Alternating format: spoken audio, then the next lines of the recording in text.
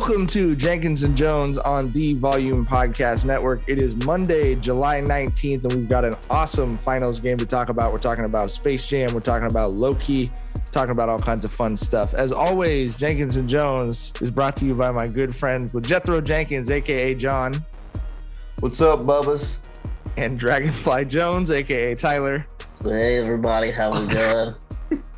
I'm Cardi B, a.k.a. Mike. Let's just kick it off, man. The Bucks are up 3-2. What an awesome game 5 that was. How are you guys feel? I just want this series to go 7. That's my overwhelming emotion right now. How do you guys feel about the game, Tyler? I'm not sure if it's gonna go 7. You know, it kind of goes back to what I said about game 1, where, you know, Phoenix had like a fucking 15-point lead the whole game, but it never really felt like, you know, like their foot was really on Milwaukee's neck. And we had the same shit, you know, last game where they ended the first quarter, you know, being up on the Bucks by like 15. Then the Bucks had a fucking 43-point second quarter, right? We saw like a fucking 25-point swing where the Bucks, you know, went from being down 15 to being up 10. And just that motherfucking play from Drew to fucking Giannis, bro. That one play is exactly why you brought Drew on board. If Drew's defense won them a road finals game, you know what I'm saying? Like that one play right there is totally worth the whole Drew experience. And Drew had a great game too, but that motherfucking play, like, and let's give it up for Giannis, bro. Back-to-back games where he had to decide and play that ridiculous block on 8 and then that ridiculous hoop that he caught. That boy is hooping, man. Hooping. The weed told me that the last 30 seconds of the game were going to decide the series. And I believe that. I think, you know, hey. Right, the weed don't be lying, dog. The weed be telling the truth. Yeah. So, I mean, dog, I think they snatched the heart out of fucking, I mean, dude, Booker had, 40 last night. Yeah, 40. You know what I'm saying? Aiden had 20. Back-to-back 40 burgers. You know, back-to-back 40 burgers. The only person to do that in the finals and lose both games, nigga. You feel me? Mm-hmm. Chris Paul had 20 and like 11.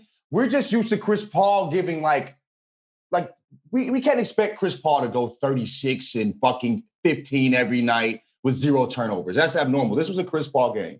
Aiden had an Aiden game, and they got beat.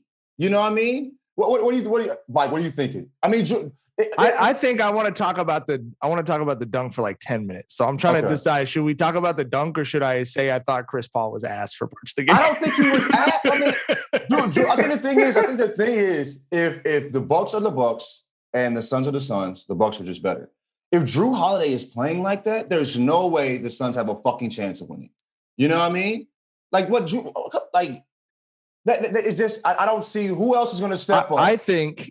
And we have been a very pro making fun of Coach Bud podcast. But I think the Bucks sold out early on rattling Chris Paul, picking him up fucking 80 feet from the basket, had some dumb fouls even, you know, running really aggressively at him. Frustrated, yeah. But I think it's exactly what Tyler said after game 4. They're knowing if Chris Paul does not have a great game, then DeAndre Ayton cannot have a great game. And the Suns can't beat them if DeAndre Ayton and Devin Booker don't go off. You know what I mean? And that's the thing. We want DeAndre Ayton. And I know CP3, Chris, he had, I think they listed him with 1 turnover. He had like 5 turnovers though. You know what I mean? He had 5 like really not the brutal best basketball decisions. A bad pass that deflected off someone, went out of bounds. You know what I mean? Just not in control. And I think we always talk about when he is at his best, which he was through the Western Conference Finals, when we were talking about the Suns fans are going to want to elect him the mayor or whatever. He was in control of everything. And you just don't feel that way since they've been just throwing Drew and he was having like 16-point fourth quarters and shit. Like that's not Chris Paul's game.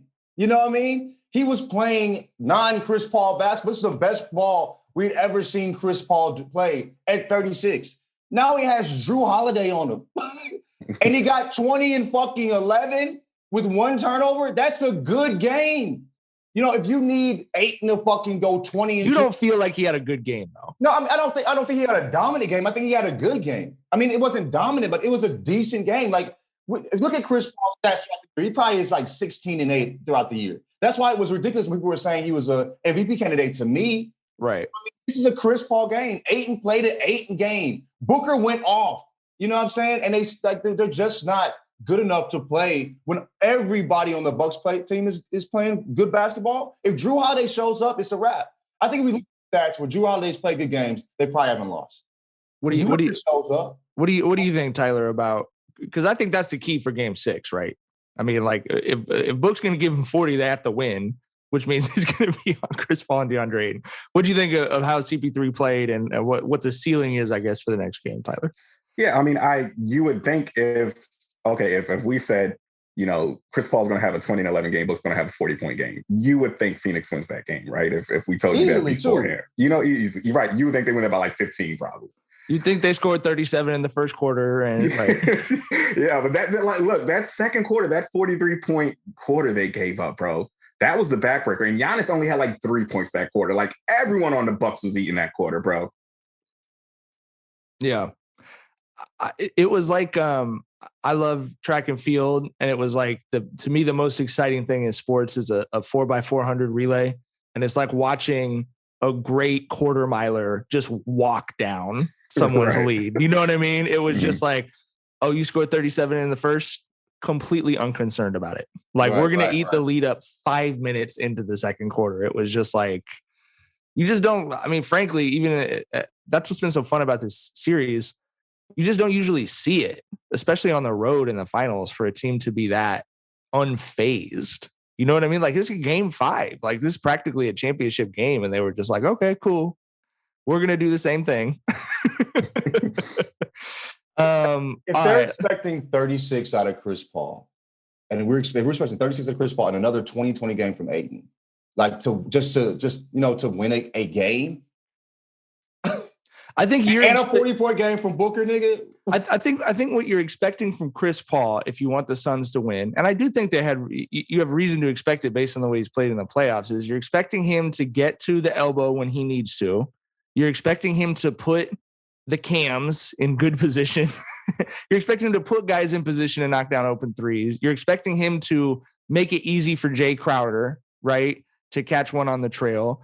And he just didn't do it in the fourth quarter. And I'm not saying, like, obviously the Bucks won because the Bucks played a great game. I'm not like saying it's on Chris Paul, but I do think that's what you're not looking for. The way they're going to win game 6 is by playing better defense and for Chris Paul to be more even-handed in the fourth quarter. It's not going to be by hoping Devin Booker scores 50 instead of 40, in my opinion. I think the thing is the defense. I think it's the defense. When they're playing like great team defense, getting turnovers, that's when they win. And we haven't seen that as much. You know what I mean? We saw it in the first quarter, and then the Bucks switch it up real quick. You know what I mean? But we haven't seen that as consistently. And we talked about that. If you're going to win a finals, you know what I'm saying, playing defense is very difficult. And they don't have a Bron or, you know what I'm saying, to be like, all right, nigga. Once it gets closer, like step on the gas, pick his spots real well. Like they don't have that, how the Lakers had it last year when they won the finals with great defense and not the best offense. You know what I mean? So Chris Paul's supposed to be that guy, but he's not Bron, my nigga. 20-11 from Chris Paul is a great game. And these guys talking about, like my guy Jay Crowder, the NBA me, you know what I mean? Boss Man 99. No, like he had some looks. He had some looks. He was hitting him in the first quarter. He wasn't hitting them. Mikal Bridges had some looks. You know what I mean? Like these guys had looks. So let's talk about. Tyler said it. Like Giannis has 2 signature plays in back-to-back must-win final games. I know that. It's like basketball is a complicated intellectual sport, but it's also like who did the cool shit at the end of the game that I'm going to remember. Giannis has those plays in back-to-back games. How many times, Tyler, have you watched The Father Stretch My Hands? Giannis clip, bro. I watched that shit about 50 fucking times. That shit is art, man. Yes. That shit is art. Listen, bro, when that shit happened in real time and Giannis stared the camera down, bro, I yelled. I was like, yo, I fucking love that from Giannis. Like, I know y'all said y'all don't have a horse in the race in these finals. I am 1,000,000% pulling for Giannis, bro. That is my guy, man. I love that dude. I actually got chills when he looked into the camera. Like, after that dunk, Bron sitting on the sideline. He looks into the camera reflection. I'm like, nigga, we seeing something special. Is the universe shifting, motherfucker? You know what I'm saying? Like, I don't know, but I mean, it felt like a moment. You know what I mean? It felt like a moment. But yeah, that shit was crazy. That shit was crazy. I mean, him staring in the camera, flexing. I remember straight. I was like, oh, I like froze for a second, like. You know what I mean? Like I was praying, nigga, and he's Predator, you know, and he's on the fucking TV, you know what I mean? Like, you know, I was scared, nigga. I'm like, oh shit, nigga. Bro, he's having the finals for the ages. Like his last 4 games, 40 burger, block, that oop. You know, he's averaging 32, 13, and 6 on 61% shooting. It like I said, a fucking finals performance of the ages. I don't give a fuck about the bag shit or whatever the fuck motherfuckers talk about. Get the fucking rock in the bucket, and that's what he's doing at a 60% rate for 32 a game in the finals, bro. You can't rep drills in the gym to get that block in your bag. Yeah, you know what I mean. Right. Like I you want said, the bag that has that oop in it. Right, exactly. Here's this is from Basketball Reference, the complete list of players who've averaged 30 points, 10 rebounds, and 5 assists over a 5-game finals stretch to start. Kareem did it in 74. Bron did it 3 times. And Giannis is doing it right now. That's it. And Giannis had a regular Giannis game and he had 32. It didn't feel like an overwhelmingly like Giannis game. The nigga had 32 points last night. We're not even talking about that. 26 a night before that shit. You know what I'm saying? He's on that Bron tier where you've got to get 43 and 18 to impress us now. You know what I mean? Right. Like that's where he's at. That's the rare area that he's in right now. I did think he's up at 32 points. You know what I'm saying? Mm-hmm. Crazy. I did think, and you know, Drew Holiday, as we mentioned, obviously had an incredible game, 27 points, 13 assists. But I did think the 6 assists from Giannis were loud assists too. You know what I mean? Like he was facilitating so well. But it does come down to the end of the game and that last play that you remember, because those 2 free throw misses could have also been the thing we were talking about, going to game 6, because that shit was brutal. They had three. Excuse me. Middleton, yes. Middleton missed one too. Well, Giannis also missed the one that was so bad that it gave him the chance to back tap it. That shit, that motherfucker jumped off the rim like, bitch. But I want to talk a little bit more about the dunk. One of the things that's fun to me about basketball, and it used to be that this took a day or a week, is there's the game and then the replay in the game, and then there's the photos. And the photos, now we get to see fucking 10 minutes after they're taken or whatever. But the photos of that dunk with Chris Paul trying to push him, which we'll talk about. Yeah, that dirty motherfucker. But the background of the photo is exactly what John was talking about. He turned us sitting at home into prey, but it was like a horror movie for the Suns fans. I mean, there are women literally covering their faces as he covering their eyes. I mean, there's a woman like I'm trying to remember, one of the people on Twitter that we all fuck with tweeted like, "This is how dudes expect you to act when you go to a scary movie with them." You know, there's like a woman fully like shivering against her husband's chest, like, no. And there's American flag fucking face mask right by Bron, and she's like, the humanity. Right. Yeah. I have never. No, you have never, nigga. This is we have never. You have never, nigga. But you said it. Go ahead, Tom. I was gonna say, I love, if you look at the slow motion replay of that, I love the way Giannis's face lights up once he sees Drew got the steal. Did y'all peep that? He looks like there is just like childlike joy on his face in that moment. Like he's like, and he's just trailing, and then he pulls that play off to top it off, man. An all-time great finals play. Yeah, it absolutely was. And it was directly in front of Bron, who just happened to be sitting on that end of the court, which you would not have, which I would not have thought, because it meant that he was not sitting across from the Suns bench. You know what I mean? He's sitting on that end of the court, and there's his face is almost completely covered, but you can still see in his eyebrows, there's this look on his face watching Giannis up there, and it's like, that might be the torch. That might be that motherfucker. He's calculating, bro. He's calculating. But yeah, that was, I mean, I think the Bron part was like, oh, like, that's not an accidental setup. You know what I mean? That's the movie. You know, if we write it out, And if we put Bron in that situation, we'd be like, shut up, dude. Why is Bron going to be at that finals game in the front? You know what I mean? But this is real life. You know what I mean? And he did, that's just fucking, I think that's, I don't know, like I said, it felt like a moment. In the moment, it felt like a moment. It's not you look back like, wow. You know what I'm saying? That was crazy. If in the moment, it was like, you know what I'm saying? Like, this is something, you know? Yeah. I think like old heads talk about the difference between the game under the rim and over the rim, right? Like, oh, you know, I couldn't play today. We didn't play over the rim. Or we didn't play above the rim. Giannis has like an area that's above and to the side of the rim that should not be habitable because no one should be flexible enough to jump that high and then bend under the backboard. And he has a block and a dunk right there up above the rim off to the side against the backboard that I don't feel like most people could survive if you just like put them up there and pressed play. You know what I mean? What do I do now? Right? Right. How do I land? There's a lot of thinking goes. He just does it naturally. That's pretty crazy. I mean, he had another crazy block too. I think it was against Mikal Bridges that didn't count. That I was like, how the fuck did he get to that shit? Hey, man, Giannis.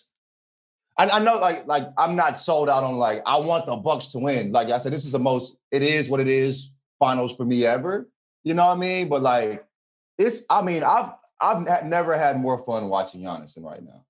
And I you know y'all know I love Brooklyn. I think that nigga is special. You know what I mean? And to see him put up 40 balls and be just left out to dry like that, it's a But no, I feel like, you know, hey man, like what Giannis is doing, I'm enjoying the street shark, man. You know what I mean? That bag is good enough for me, I tell you. I like the street shark bag. You know? The street shark shit gonna be funny forever. Forever. Hey, but Mike, you were saying, I said yesterday, like how it has to be wild to see these aliens playing for kids, you know what I mean? And you were like, we did, you know what I mean? Well, we thought we did, right? We thought we did. I thought Charles Barkley was Kevin Durant when I was 8. You know what I'm saying? Like, I mean, we saw some greats, obviously all-timers. I can't believe how old we were at that Jordan 1, you know, that shit. Like, you know, that was mind-blowing at the time. Right. And that shit happens, you know, that's par for the course in today's NBA. Like, that's not really a special play, you know. If Vinny saw that, he'd be like the highlight, he'd be like, where's the highlight? Right. You know what I mean? Like, I don't see the highlight. Like, when we're talking about a league where like AD is like what, 8th best player in the league this last season, maybe. I put him a little higher than that, maybe. But I know what you mean. He would have been in 1994. He would have been like arrested. You know, right. You would have burned him in the 90s, dog. You feel me? Like with George playing, like no, this isn't supposed to exist. You know what I mean? We would have did, you know, research on the motherfucker, looking for extraterrestrial shit inside of that motherfucker. You know what I mean? But yeah, I can imagine being a kid watching these guys do these things. Like watching a Giannis would be fucking wild. Yeah, at like fucking 12 or 8 years old. You know, like the closest physical archetype to Giannis from the era that we grew up in is probably David Robinson. And imagine David Robinson doing the shit that Giannis does. You know what I mean? Right. Like in fucking 1993. But you're right. If you put those dudes at 25 years old next to each other, I think you're absolutely right in terms of body type. But in terms of how people use those bodies now, it's a completely different thing. Like David had what, 71 game, and it was just a bunch of like, you know, pump fake jumper, you know, layups, bangs, you know, very fundamental shit that we like. Giannis gets the ball 3/4 quarter of the court, you know, on the other free throw line, one dribble and a Euro step, and he's booming on niggas. What the fuck? I think I don't want to fully say what the experience has been showing Vinny Michael Jordan clips, because it's like he's 8 and it's not fair he creates a Twitter account in 10 years and people are going to remember what I say right now. But this is not right. This is not accurate, but it's a little bit like showing Emmitt Smith highlights to people. To a kid, if I'm being completely honest with you, because the stuff that I'm showing him, his feet are great. You know? If I'm showing him this stuff, like, can you believe he did this? And he's just like you said, I mean, dunking from the free throw line, incredible. Like moments I'll never forget in my life. He watched Giannis dribble once from the half court to dunk like 30 times this year. You know what I mean? Like it's just a different game in terms of the athleticism, in terms of the skill and the will and all that other stuff. I mean, there's a reason Michael Jordan, right? Yeah, and but there was just Michael Jordan as far as that skill, right? Like he was way more skilled. I mean, he was just unstoppable.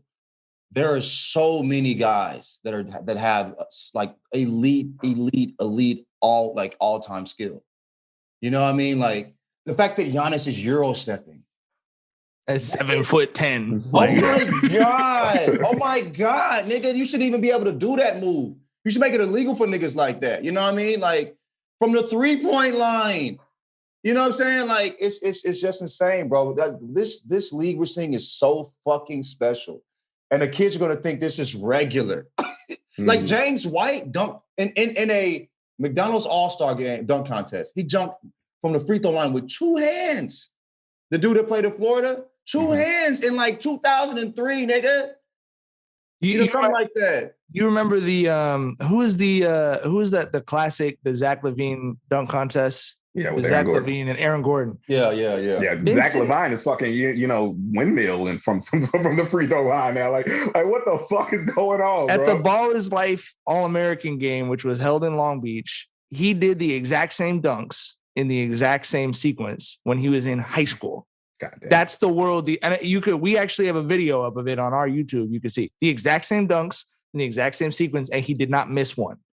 It was the most electric shit I've ever. The whole place is going crazy because it's a high school dunk contest, bro. Someone's supposed to win it with a windmill from mid-key. You know what I mean? Right. I mean, they're supposed to jump up straight. Right. And he's throwing it off the side of the backboard and windmilling in high school. You know, like it is just a different, it is different. So the last thing before we stop talking about the dunk, though, that I did want to talk about was Chris Paul's push. Tyler, I know you have some thoughts. First of all, before we even talk about it being dirty, I just want to point out it's a stupid play. Yeah. If he just lets him dunk, the Suns get the ball back down 3. Yeah. It was stupid and dirty. You're pushing a dude midair by the waist. Come on, bro.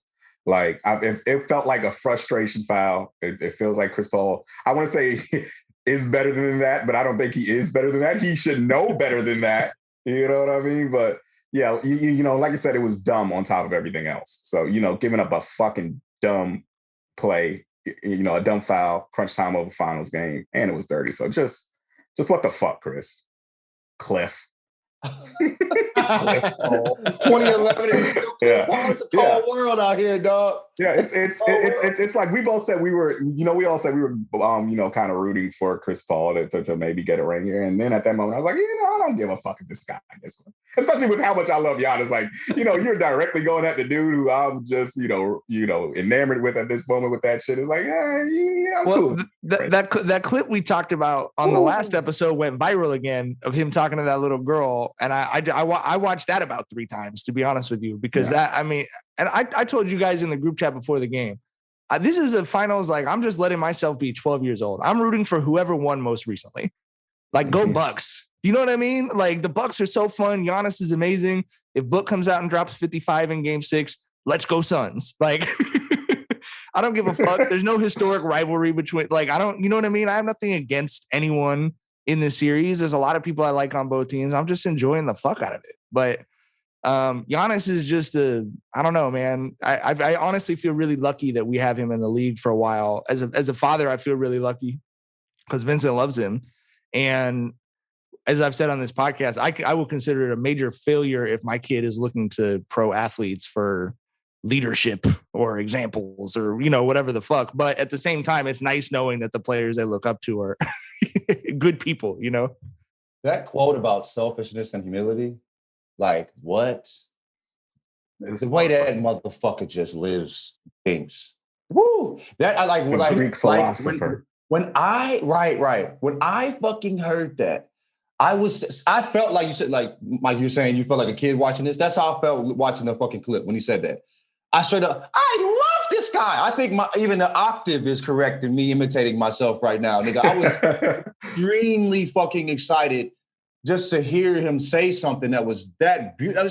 The quote was, and the quote was, and I want to point out that this was not him This is not a quote he gave to someone doing a sit-down interview with him asked. where he'd been thinking about it. Someone just asked him, like, how do you stay in the moment? Like a very regular press conference quote. And at a press conference, he was like, well, I think when you dwell on the past, that's your ego. And when you think too much about what you're going to do in the future, that's your pride. So it's all about staying in the moment, in the present, and that's humility. And bars, nigga, bars. God damn. Dude, this is like. Have you gotten advice that good over the last 12 months of your life from anyone else? Like, yeah. This nigga just caught that oop into the game in front of Bron, flexed in front of the fucking camera, and that's the nigga that gave that fucking advice. The nigga that turned everybody in front of the camera to fucking parade. That nigga gave that advice. I mean, that's like what the guy giving that type of advice, and the kids are listening and watching this shit. Bro, I fucking love that, dog. I like that moment right there. That was special to me. Like you said, he was just asked. It was already there. He wasn't trying to flex on nobody. That's just how he sees life and the game. And bro, that's special. He got such good perspective on every fucking thing. You know, like I won't say I don't know how people can hate Giannis because motherfuckers hate everything, but it can't be fun to hate Giannis, right? Because like he is just so aware. He doesn't have an ego. It's like whatever jab you throw at him, he's probably gonna just shoot honest with you. Like people talk about how clogging the lane stops him, and he's like, yeah, defenses have figured out how to slow me up, but I'm getting better at countering that. People clown his air balls. He said himself, bro, I airballed it twice back to back in Oklahoma City. We can only go up from here. Like people try to throw a jab at him by saying Middleton's the closer, all that alpha dog bullshit. And Giannis gave us a story about how he was like, I'm so grateful for Chris, great teammate. He's one of my closest friends. He told me, we had a private conversation when he told me when he's going to retire, and I'm going to cry when that happens. Right? Like there is nothing. It cannot be fun to hate a guy like that, bro. It can't. Like, let's be honest. We all love Bron, but I could see how at times it would be really fun to be a Bron hater. Yeah. But like, you know what I mean? Bron gives you stuff where you're like, sometimes as a fan, you're like, man, I wish I could just. Yeah. Also, like Bron fans are fun to clown. We're fun. It's like 100%. We're fun to fuck with, bro. But we'll bite. But it's exactly what Tyler said. Like, if you hate Giannis, like you have to look in the mirror at some point. I mean, like hear that quote. You hear that quote. You have kids, nigga. You hear that nigga say that in front of your children, and you still gonna be like, he missed 2 free throws in the game. That nigga gave your kids life advice, nigga. He ain't even talking about basketball. He teaching them how to be good humans. Are you mad? You know what I mean? Because he said KD was the best player in the league. What the fuck, nigga? Bro, it can't be fun. It has to be miserable. It has to be a very difficult. You have to try every day to hate this nigga. Bro. You're watching the clip of him. Wake up on the side, have a list. Hate Giannis. You gotta check that shit off every morning when you wake up, nigga. You gotta remind yourself because that nigga is beautiful, bro. He's a beautiful person. I love that man. Man, he gets out of the autograph signing line to talk to that little girl, and you're like, "Oh, look at him holding up the line for the other kids." I gotta hate him. Don't do it. Don't, you know what I mean? Fighting that shit, man. Crazy. What was the last finals you enjoyed as much as this one? I we've all talked about how it's great watching Bron in the finals. It's great for me watching the Lakers in the finals, but it sucks, bro. Like I hate it. Like I didn't enjoy that. Like you're just miserable. So what was the last time you were just watching basketball having this much fun? That's a good damn question. Let me think, man. 2016 is my favorite finals moment, but also it was stressful as fuck. The most stressful moment. It was super stressful. And you know what I'm saying? That's what made that moment great because I hated myself the entire fucking series. You know what I mean? You were like excited to talk about those games for a half hour. You were like, oh my God, what is the next game? How long do I have to breathe? Right.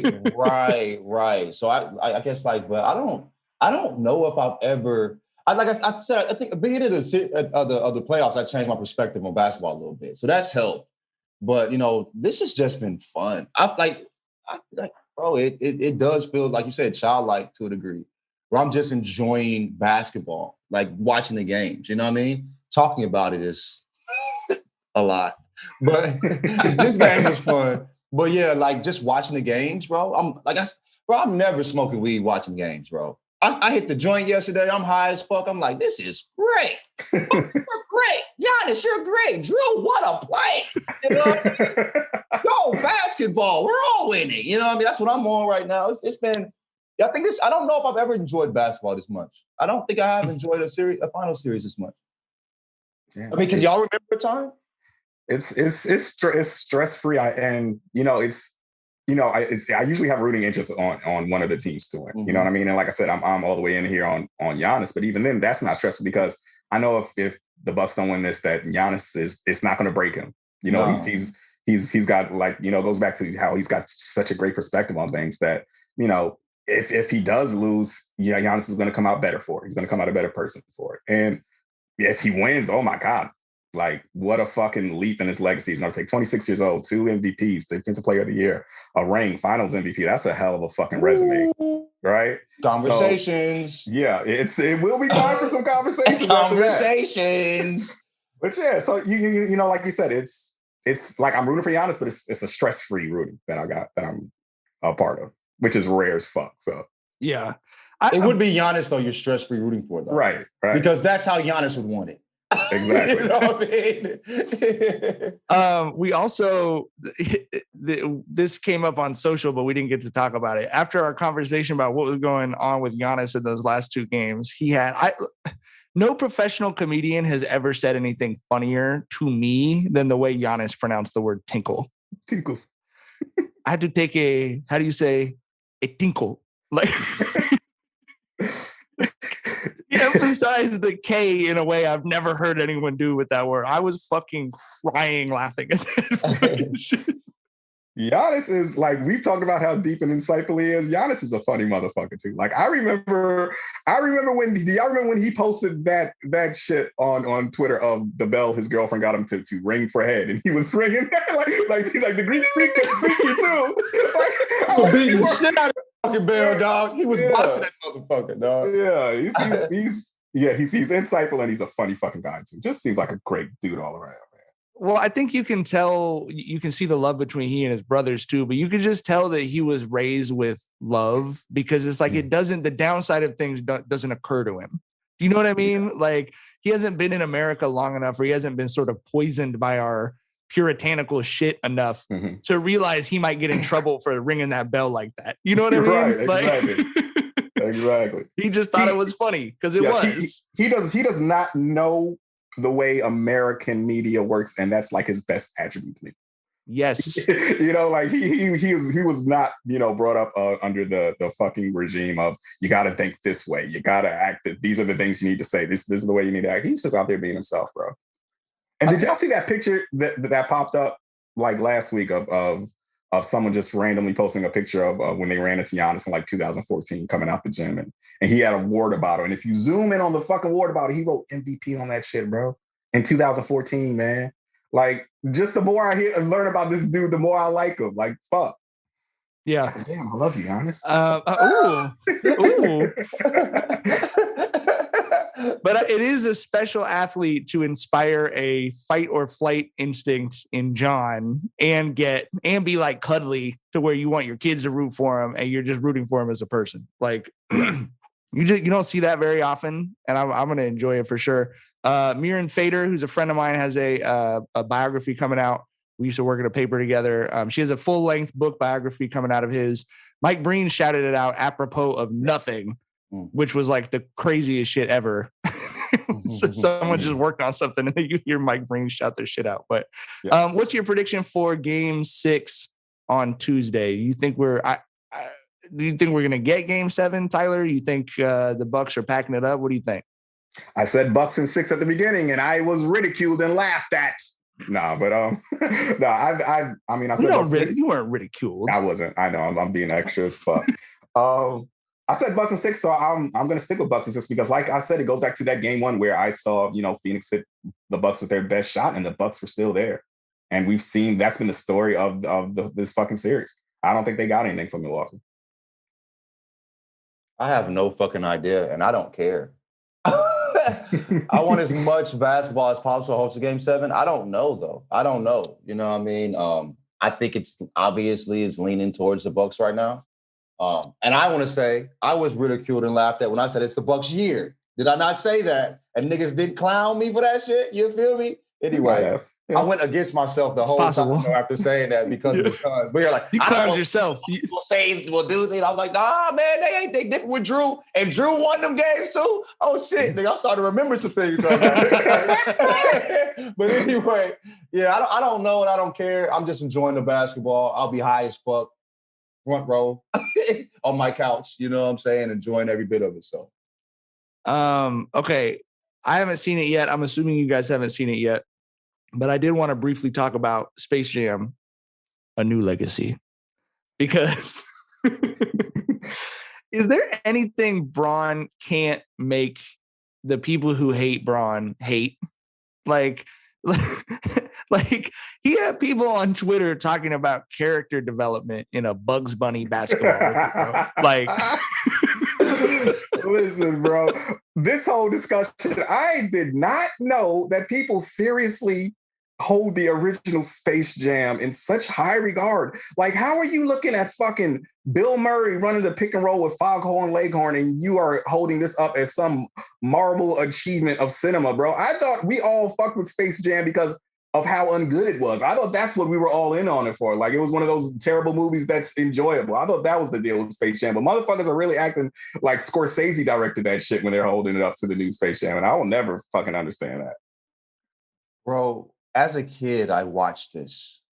And thought it was mid. Not good to me. Yeah. I was like, this is not good, bro. Like, I stopped watching Michael Jordan play basketball and went to my garage and started shooting around, like in my driveway, bro. Like, it was not good. So it's just really weird. You know what I mean? Like Scotty Beam posted a picture of her when she watched the first Space Jam and was like, this is who this is made for. Like, the kids.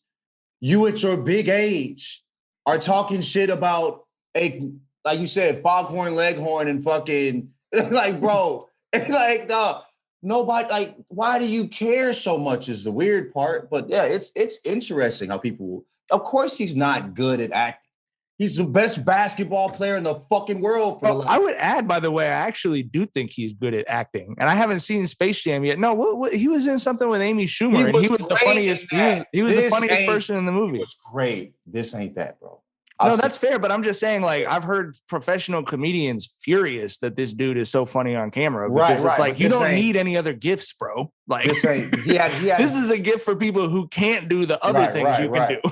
But he was the foundation of this movie. Being funny is for people who can't dunk. Right. That was the agreement. Funny is for, that's for people who are on podcasts because that's what they can do. We can talk about basketball. Because we can't play it, you feel me? But no, like, this ain't, I watched it. Oh, you did? Okay. It's just, I mean, the fact that I finished it at my big age is interesting. You know what I mean? Congratulations. But sure. But I mean, I came into it expecting it to sound like Jordan was when that's how he was reading the fucking lines off a sheet of paper in the first Space Jam. And I mean, I got basically what I was looking for. Okay. Yeah, I do. It's I'm with Tyler, first of all. Like, I don't know. People really, I should never be surprised if people are overly attached to their childhood. Mm-hmm. You know what I mean? Like, that's just how people are. But yes, Space Jam 1 is like a funny, corny, like, piece of nostalgia. It's not a great movie. And Space Jam 2 is the same shit, bro. Like, it's just my kid is very excited to see it. Like, that's who they made it for. They made it to guarantee that they made it to guarantee that he's a Bron fan and that he wants to watch the new Looney Tunes shit, whatever it is that Warner Brothers launches, right? Like, that's what it's for. It's not for me to talk about. Yeah. The special effects were great. The special effects were like wow. If I was a kid, it blew me away. But yeah, it's definitely nostalgia, and it's also people being full of themselves because a lot of people think if they like something, that means that they have taste, and this thing has to be good. Bro, it's cool to like things that are terrible, right? And Space Jam is not a good movie, and it's totally cool if you like it because it's fun. You know what I mean? I just think a lot of people can't deal with it. We talked about this with I think with Miles Brown during The Last Dance, and he was talking about we grew up at the last great time to be kids. And the point that I said was every generation of people who've ever been alive thought that.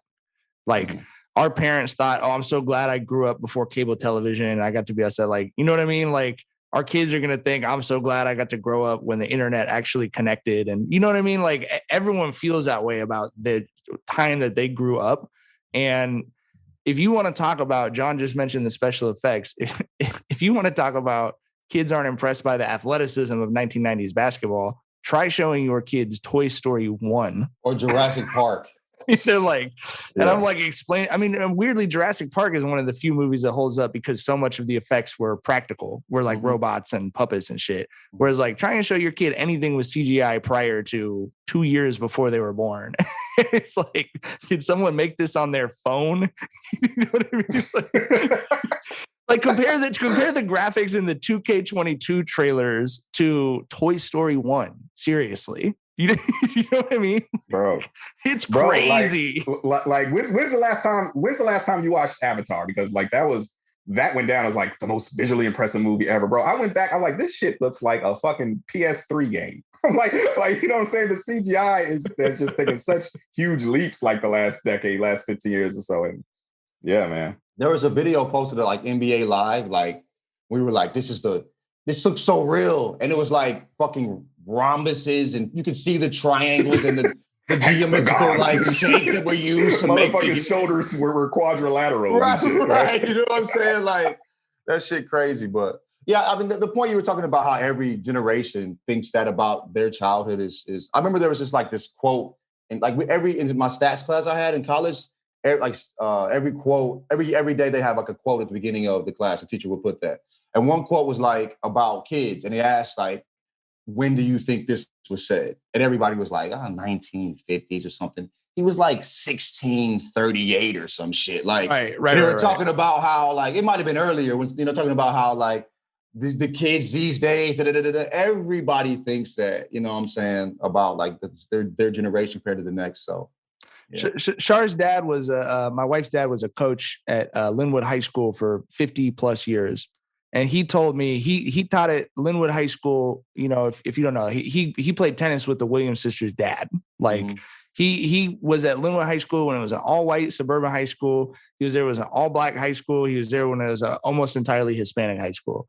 And I asked him about like, you've seen basically the history of Southern California over a half a century. So what do you think? What was the difference in these different eras or whatever? And he said the kids are exactly the same. He's like 15-year-olds, 16-year-olds have been exactly the same forever. The only thing that changes is the world they grew up in and their parents. Like, and I believe that thoroughly. I've only been covering youth sports for 13, 14 years, but it's exactly, I would completely agree. Like Instagram's different, TikTok is different, but kids wanting to have fun and do shit with other kids is the same. It's like none of that ever changes. Here's my question. This is the opposite of what we've been talking about with youth. Tyler, what is the official age when men should give up on abs? Gave up in my late 20s, bro. Once that metabolism started slowing down and it became a fucking unsurmountable hill to climb. Bro, I quit dead ass in the middle of an ab machine set. Like, fuck this. I'm done. I am done with trying to have abs. And I haven't looked back since, bro. I'll never have the washboard, but the goal is to, not look pregnant. That's just where I'm at, bro. I remember once you went and grabbed a bag of lettuce to try to stay in shape. And bro, what the fuck am I doing? And put the bag of lettuce back and left the fucking grocery store, dog. You're like, dog, I'm not trying this, bro. I'm never giving up on that shit. I don't give a fuck what nobody says, bro. I'm never giving up on that, dog. You still aim to have abs. You have abs. Yeah. I mean, they ain't as tight as they used to be, but I mean, like, I've had solid abs. You have abs if you go into the crescent moon position. Yeah. You kind of fold over on yourself. You have abs. I flex my shit, you know what I mean? It's the sides for me. Like, I've always been a side. Like, my abs are cool, but the sides is like the little. That should be fucking me up. But dog, I'm never giving up on that shit. If I eat right, I had the best abs I ever had like 2 years ago. Like flat out, dog. Like, but I was eating like fish, like salmon and like uncooked spinach and is that mashed when you were drinking together the stem cell Yeah, milkshakes? that was it. It was a bro. I mean, I see old ass niggas out here like, man, fuck that, man. I'm never giving up on that shit, bro. I might not have them abs ever again, but I'm never giving up. Southern California has poisoned your brain. You see, because you will see in Southern California, you'll see like an old white dude on the beach, like 62 years old with abs that he probably has surgically grafted onto his body. But you see it and you're like, maybe if I cut down on in the South, cheese. right. In the South, in the gym, though, you'll see one dude that's just like, how the fuck is this nigga 60 years old, built like that? You know what I mean? You'll see some country strong motherfucker that's had abs coming out the fucking womb. So, like, I mean, I've always just, it's a goal. If I don't have it, it's not like, oh my God, I wake up in the morning and think of myself. But it's like, bro, it's just something to shoot for me. I'm with Tyler. I'm looking to have, when I say abs, like 2 abs. I'm looking for the line sort of down the middle. You know what I mean? I want a left half and a right half of the stomach. I just love. What made you ask that? Because Tyler tweeted about the moment when he gave up, and I thought it was like the funniest shit. He was telling the story on Twitter about that. He said, I was in the middle of a set on the ab machine, and in the middle of the set, I was like, you know what? I'm tapping out. I'm like, fuck this. Never again. I haven't looked back, and it's been so fucking liberating. I appreciate, like, you guys know what samurai death poems are? I've talked to you about that. Like in ancient Japan, it was like a thing that like the samurai were philosophers. And so it was like, they would know when death was coming.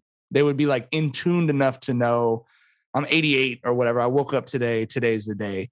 And that they would write a poem on the day that they died. And then like, not that long after, some of them would literally like write the poem and then die with a pen in their hand. Like that was the level of awareness about their body that they were cultivating.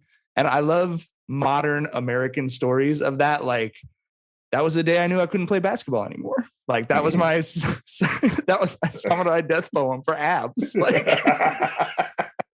that is fucking fascinating. Samurais are interesting. That is beautiful. For basketball, is the patellar tendon tear. Yeah. No, that's not even your basketball story is not funny for sure. That wasn't even with like just basketball. That was with life. That's when I was just like, I'm old. That's the first time I said it. Like, I'm 30. That was 34. I'm old, bro. Like, damn, nigga. That was a crazy realization right there. It is all about the metabolism. Like, I sweat a lot when I sleep. I used to go to sleep and I just wake up in shape.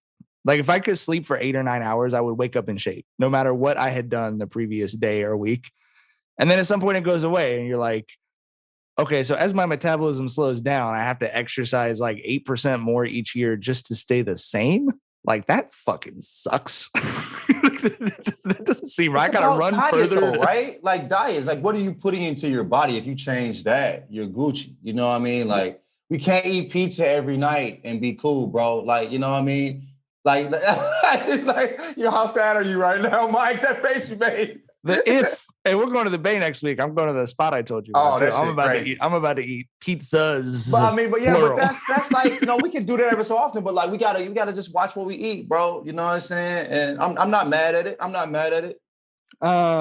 Okay, this week we learned it had been falsely reported a little while ago about Biz Markie, but he did pass away last night. Tyler, you are probably one of the most knowledgeable people I have about rap. I know you have some thoughts on this. What do you want to say about Biz? Yeah, man. R.I.P to Biz, first and foremost, man, a legend. I think Biz Markie's legacy is he helped make rap fun, right? Like, rap was very young when he emerged, mid 80s. It was always, tough guy bravado, still is that. And I love it. That's not a jab at it, but Biz Markie was while rappers were talking about getting the girl, Biz Markie was talking about getting friend zoned on Just a Friend, right? Like, we didn't see that back then. He brought comedy. He made humor. I mean, he made rap lighthearted. And he was a dude who ran with tough guys. Like, he ran with Juicer, he ran with MC Shan, he ran with Cool G Rap, Big Daddy Kane. But he was a dude who never really took himself too seriously, and he had fun with the shit. And that's the biggest legacy that I think he left, is he made rap fun. There's no one funnier than the funny dude who runs with hard dudes. You know what I mean? Yeah. That dude is always hilarious. Yeah, for sure. Okay. Season finale of Loki. I know we talked about it on the last show, but we've all gotten a chance to see the last one. Warning for any producers who are on who've not watched it. I don't remember if we're doing that or not. But what did you guys think? John, what did you think of the finale? Was it everything you were hoping it would be? It was everything I was hoping it would be. It's like I figured it'd be a cliffhanger because they're heading into Doctor Strange and, you know, all of that shit. But like, I mean, it was what I thought it would be, but I didn't think it would be that. You know what I mean? Like, it was still shocking me in the fucking finale, and that's all I asked for. You know what I'm saying? It's like the writing to be solid, and for me not to know exactly what the fuck is going to happen. You know what I mean? I thought it was great. I enjoyed every second of that fucking series. I wish there was 2 extra episodes or something, but, you know, I'm not mad at them not watering the product down. You know what I'm saying, to give us that. But yeah, it was great. I thought it was great. I think my biggest takeaway from it is Jonathan Majors is going to be fun as fuck as Kang. Like, we are going to have so much fun with that dude as Kang. Like, what a performance he put on in. And just the leap Jonathan Majors just took from a relative unknown, you know, from a couple years ago to you know, the last man in San Francisco, to the Five Bloods, to now being, you know, the next Marvel villain. Like, what a fucking leap, bro. Like, we didn't really know who this dude was in 2019. Now he's an A-lister. You know what I mean? So shouts to Jonathan Majors. Yeah, definitely looking forward to Kang in this next phase. And I say Kangs because they've confirmed he's going to be playing a bunch of those different variants of himself, which I think he definitely showed in that episode is something to be very excited about. Do you get paid more for that when you? Eddie Murphy made a joke after one of his movies that he wanted a paycheck for every role that he was in. What movie was that? One of the Nutty Professor, probably. Yeah, one of the Nutty Professor, one of the Clumps movie or whatever. Nutty Professor. Yeah. I love the finale. It's like Marvel is just doing this tightrope dance. I know Tyler and I have talked about this a few times of like, I was a comic book geek growing up, and I did not own one comic that had fucking Kang the Conqueror in it, bro. Mm-hmm. Like, they are going into their die hard shit for some of these twists and characters, but they're casting them well enough and they're writing them well enough that it's exciting. Like, I didn't give a fuck about Agatha Harkness. You know what I mean? Right. But I love WandaVision. I didn't give a fuck about Kang the Conqueror. But like, they showed the statue at the end of that episode of Jonathan Majors as Kang, and I was like, I cannot fucking wait to see this movie. But I just think that's incredible because everyone's talking about like, oh, you know, they have all this existing IP and shit, but it's like, what's the highest selling comic book with Kang the Conqueror in it? Mm-hmm. You know what I mean? Like, you're talking about a mixtape cut.